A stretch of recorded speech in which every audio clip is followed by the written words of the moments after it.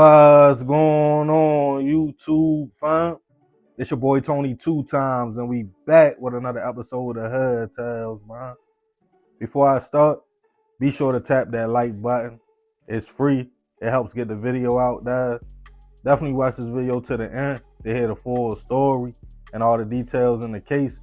For my day one fam, y'all already know it's all love. Thanks for tuning back into another episode. If you're new to the channel and you're feeling the content, feel free to subscribe. Definitely hit that notification bell so you can be notified every time we drop a new video. Oh yeah, feel free to share the channel with your peoples. Everybody is welcome. With that being said, let's get right into the story.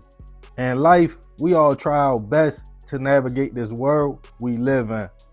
But even though we are all existing in the same time and space, everybody's reality is different. For example, right now, you have a man that's spending time with his family he created. Another man wishing one day he can find his partner and start his own family. A woman stressed out looking for a job, struggling. Another woman at work feeling like she doesn't want or need the job, tired. Somebody that has money feeling like it doesn't buy happiness because they are lonely. Somebody else facing eviction and wishing they had a few dollars to solve their problems. I can go on and on, but no matter the person or their struggles in life, you shouldn't judge. Because like my great grandmother used to tell me, we are all mostly one paycheck away from being homeless and one traumatic situation away from mentally breaking. The goal is though to stay strong, live your best life and be the best version of yourself. But in this world, the strongest people sometimes break as well and deal with things however they choose to cope. Some rather go to substances, alcohol or drugs, just looking to escape, even if it's just for a little minute.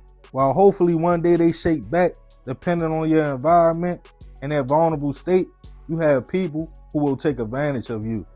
If they know you need a few dollars, they might ask you to do something that's against your principles or morals. But some people at their lowest are not in their right state of mind.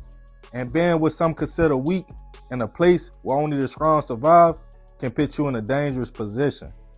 And on this episode of Hood Tales, we'll be taking it to Mobile, Alabama to discuss the case of a man who went to re-up with the plug, but instead of money, he wanted a life. Back in 2020, 25-year-old Dion McCants was trying his best to navigate life. The young man living in Mobile had seen his fair share of crime and even had close encounters himself. He was trying to stay strong, look for work, and get on his feet. But in the meantime, he knew he had to survive. Mobile, just like most port cities, had its fair share of drugs being flooded in the area, creating an underworld of trappers and also addicts. And Dion fell on both sides. What I mean by that, he had an addiction, but would cop enough product to flip to make some money and support his own habit. He hung in a circle full of hustlers and also people who had that monkey on their back, fighting addiction as well, including his homegirl, at the time, 32-year-old Patricia Jones. The two would go to the block, cop something, and use together.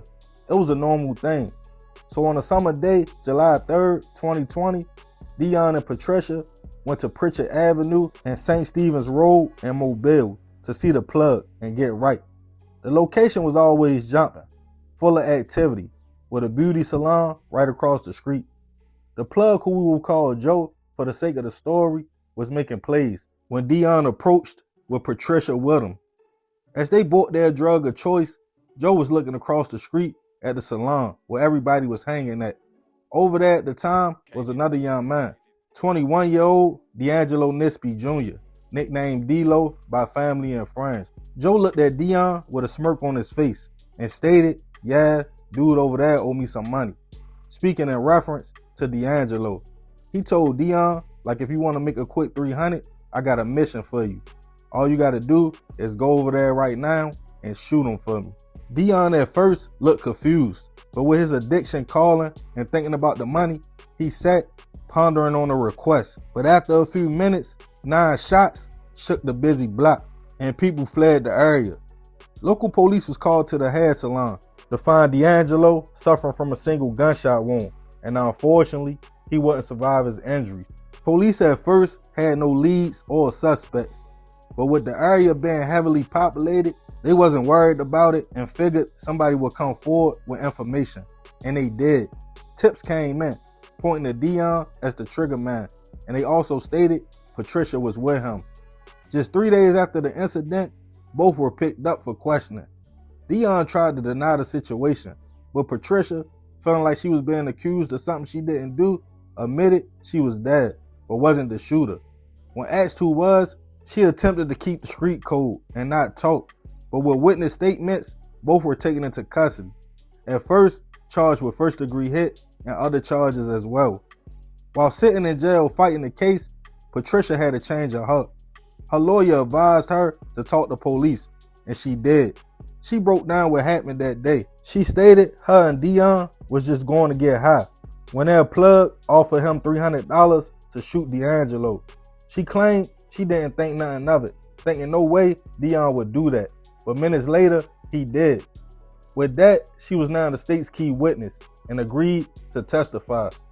As the case made its way to trial, Dion's attorney tried to fight and state everything was speculation. But as witness testified, including Patricia, who was right at the scene, it was nothing he could do. As the jury listened to the details of that day, it didn't take much for them to find Dion guilty on all charges. At sentencing, he apologized for his actions and stated he wasn't in his right state of mind. He knew it was wrong, but he was only thinking about the money. He told the judge drugs played a fact and apologized to D'Angelo's family, who was also in the courtroom. His mother begged the judge to be lenient on her son and stated he had no prior convictions. But D'Angelo's uncle spoke out on the pain and anger the situation caused the family and stated it was senseless. The judge agreed. They called the hit cold-blooded, and Dion was sentenced to life in prison plus 20 years. With no priors, he will be eligible for parole after serving 15. Patricia, who was only left with a hindering prosecution charge, got a slap on the wrist for her testimony and was released on probation. No charges was ever brought up on Joe the plug because even though multiple people confirmed he paid Dion for the hit, there was no evidence. Rest in peace to D'Angelo. I send my prayers and condolences to his family. Life gone for $300. That's terrible. I get Dion was vulnerable at the time, hurting for money and fighting his addiction, but $300, that's a McDonald's paycheck. You can give plasma a few times a week for a couple hundred.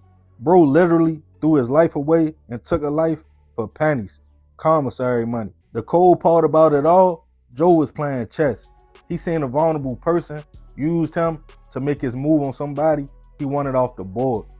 Bro was sacrificed. It's a cold game, and the plug is still running the streets free. But I'm gonna leave this one open for discussion. Y'all let me know y'all thoughts on the situation in the comments. And remember, we gotta succeed, not to fail, so we won't be just another hood tale. Yeah, man, this is a super crazy story. Rest in peace, that man. I definitely send my prayers to his family. But I ain't gonna talk too much more about this one. Y'all leave it in the comments. I appreciate you if you made it to the end. Y'all already know it's all love, fam. It's another episode of Hood Tales. It's your boy Tony 2 times. I'm out.